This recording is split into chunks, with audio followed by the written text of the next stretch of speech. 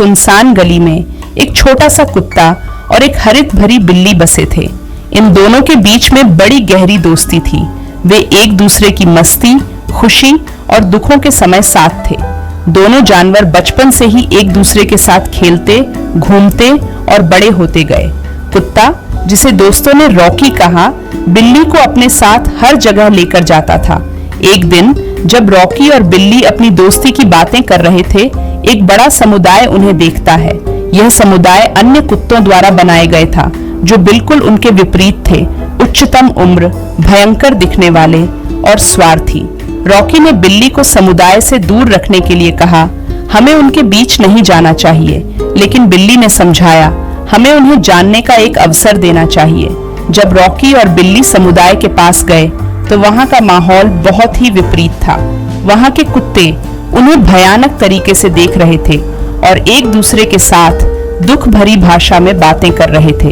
Rocky और बिल्ली ने समझा कि ये कुत्ते इन्हें अलग करना चाहते हैं क्योंकि वे उनके समुदाय से अलग हैं। लेकिन बिल्ली ने कहा, इसका मतलब यह नहीं है कि हमें भी उनसे नफरत करनी चाहिए। हमें समझना चाहिए कि वे भी बस हमारे जैसे ही हैं। रॉकी और बिल्ली ने उस समुदाय के सदस्यों से मिलकर बातचीत की। उन्होंने देखा कि वहां के कुत्ते भी उनकी तरह हैं। उनमें भी दोस्ती, प्यार और दुहक है। रॉकी और बिल्ली ने समझाया कि समझदारी का सबसे बड़ा राज है समझौता।